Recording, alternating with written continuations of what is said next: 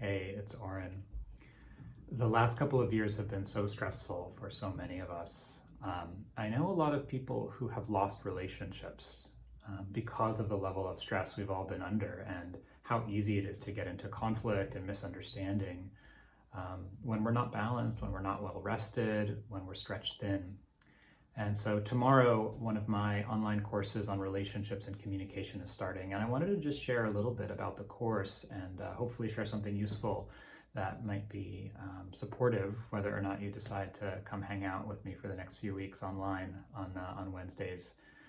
One of the things that I see a lot of coming out of our culture, dominant culture here in the West, is this belief that we have to choose between taking care of ourselves and being there for others, right? That if I'm gonna take care of what I need, it means I have to disconnect from the people I love in my life or let them down. Or if I'm gonna be there for you, that somehow I have to sacrifice what's important for me.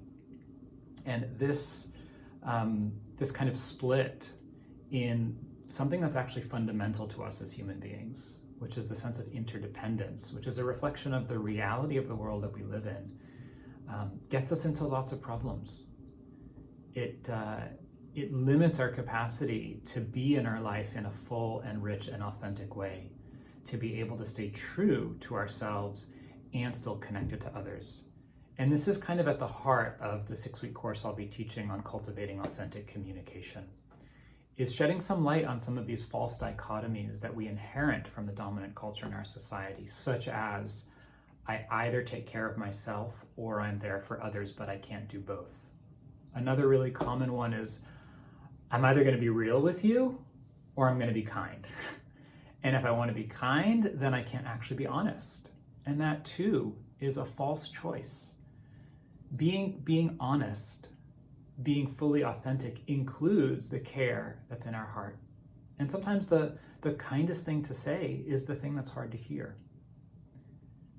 The last of these sort of false choices that we are presented with in our society is the choice between freedom and autonomy and connection or belonging. And this shows up all the time, particularly in intimate relationships, this sense of space and connection in relationships. And if I'm connected to you, I feel like I lose myself and I can't have the space, the freedom, the autonomy that I want.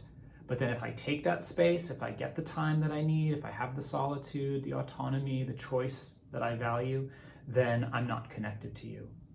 And that too is a false choice. If my freedom and autonomy depends on disconnecting from you or being separate from you, then it's not real freedom because it's dependent on your behavior or having something in a certain way.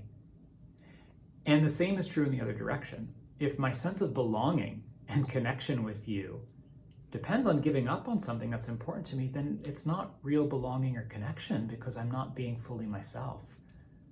When we have to give up something that's important to us in order to be connected, that's called conforming or fitting in. That's not belonging. So these are some of the themes we'll be exploring in the course. And particularly we'll be looking at how do we actually discern what's true for us? There's so much noise. We get so distracted, so many layers of messages we've internalized. How do we sort through all of that and get down to something that's real, that we can trust inside? So what is that process of discernment inside? How do we really start to trust what we hear inside? It's one thing to know what's true for us, and just that is a journey, getting to that level of clarity.